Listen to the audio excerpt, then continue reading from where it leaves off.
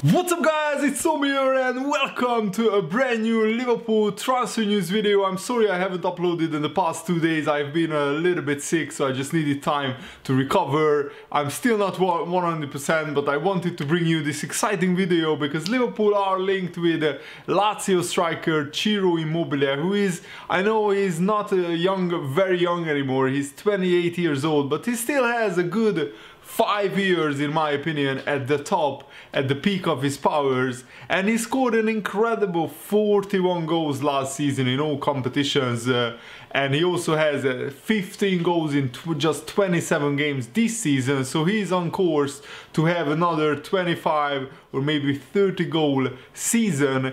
And let me know, do you want Ciro Immobile to come in and, you know, play with the likes of Salah, Mane and Firmino? Because I think Firmino and Ciro Immobile could play in the same team. Maybe Ciro Immobile up front, Firmino behind him, or vice versa, or they could play with the two up top and a four-man midfield, because, you know, you could see some teams adopted that formation to great success recently. And according to an Italian newspaper, Liverpool are interested in bringing him in to Anfield to take the pressure off Salah, Mane and Firmino. And I think we need more goal scorers into the team, because if you check the goals ratio, I mean, it's great that Salah scored 19 goals already, Firmino and Mane has about 11-12 goals each, but other than that we don't have anybody else. Maybe Shaqiri on 6 goals, but the midfielders are not really contributing with that amount, and I think we are scoring a little bit less goals than last season. We are also conceding less, but in some games I think we need a really good finisher. Firmino is not as prolific in front of goal as Ciro Immobile if you take on his the average goals per game ratio. But Liverpool will face a tough challenge to get Ciro Immobile from Lazio, because Lazio don't really have any plans to part ways with Ciro Immobile. But the thing is, Liverpool are in a really good financial situation. It just has been published that Liverpool made a £125 million profit in their annual, you know, records, and that is a world record for any football club. No football club made as much money as a profit in one single year as Liverpool did in 2018. So that is brilliant, and I'm really happy with that. And I think it's vital that Liverpool reinvest the money. You could see what a huge improvement Van Dijk and Alisson, big money signings made to Liverpool. It's really no rocket science. If you want to sign world-class players, you have to pay big money to sign them, but world-class players improve your team, improve your squad massively. And Ciro Immobile's agent had some very interesting things to say about this. Lazio apparently don't really want to sell him, and he said there was a very light risk of him leaving. Lazio does not think to deprive itself of Ciro Immobile, who is very good for Lazio. It is normal that he's followed by many clubs around the world, so many clubs are interested in Ciro Immobile. His agent Alessandro Moggi has said that should any offer arise again, I do not know if it will happen again, but without doubt it would be sent back to the sender. So even his agent is saying that he doesn't really want to see Immobile move to another club. But according to the Daily Mirror, Immobile is valued at around 45 to 50 million pounds, and I think if Liverpool bid 50 or maybe 60 million pounds for Immobile, I think Lazio might be persuaded to sell. There is a price for every player, and Lazio are not in a financial position to turn down a crazy offer. I mean, look at, you know, Felipe Anderson. He was one of the best midfielders at Lazio, and Lazio in the end, you know, sold him for big money.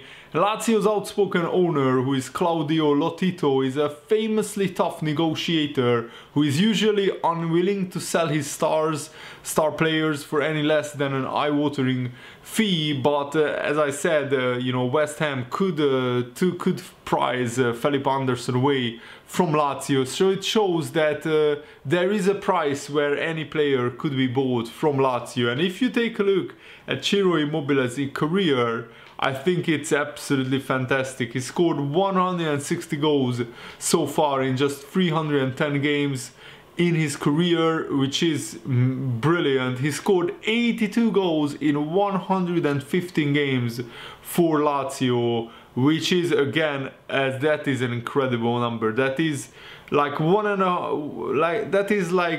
almost 1 goal per game ratio. That's like 0.75 goals per game, which is, as I said, a fantastic number. And I would love to see Ciro Immobile at Liverpool. But the thing is, he worked with Jurgen Klopp previously, because at Dortmund in the 2014-15 season they worked together before, you know, Jurgen Klopp joined Liverpool, and Immobile only scored 10 goals in 34 games, which wasn't a great, very successful season.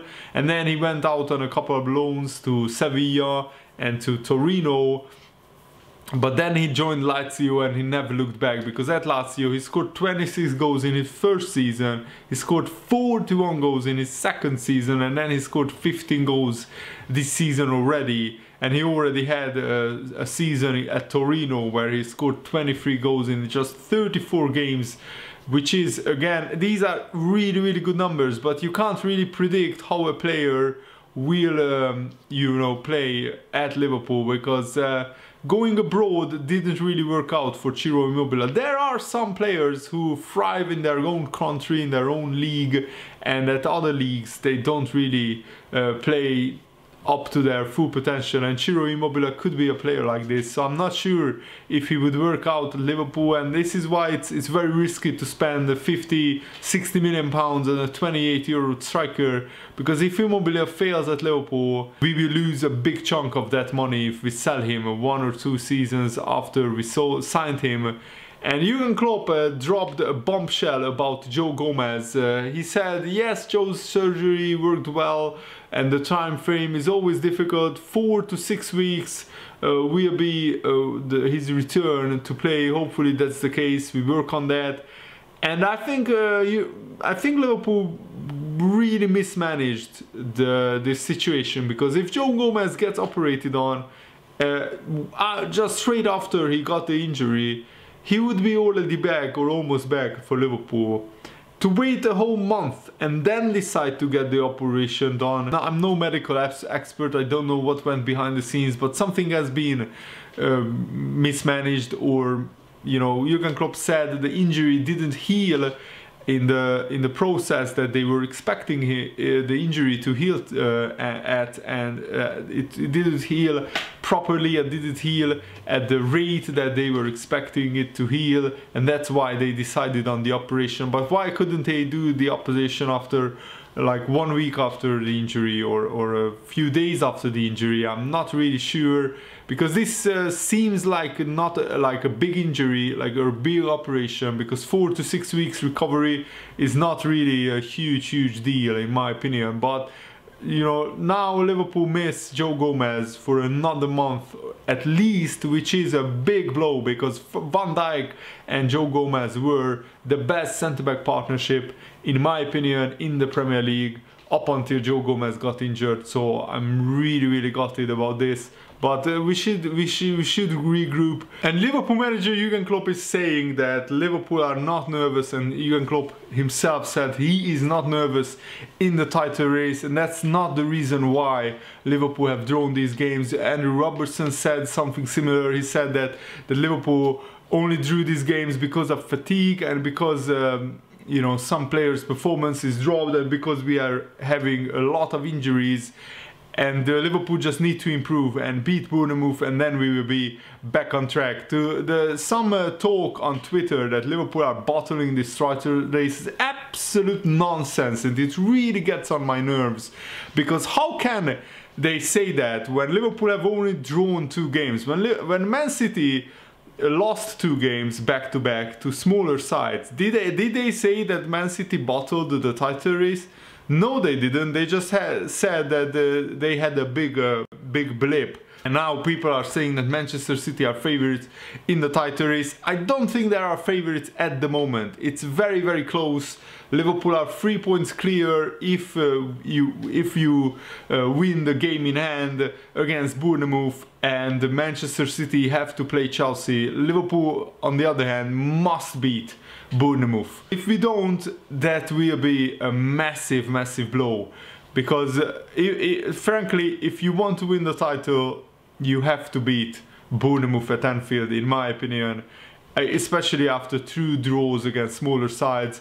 And Jurgen Klopp said, we are not blind to problems, but it's not as serious as people make it. The psychology is that if we had won the past 2 games and City had drawn, we had pulled level on 62 points, we would feel brilliant. But obviously Liverpool fans don't feel brilliant. Always in life people think about what we could have done. The only thing is that we prepare for the next day, for the next challenge, for the next game, and we will fight until the last match day. Sir Kenny Dalglish gave Klopp his support on Friday. He said Klopp must be up for an Oscar if he is nervous, because I've not seen any nerves on him.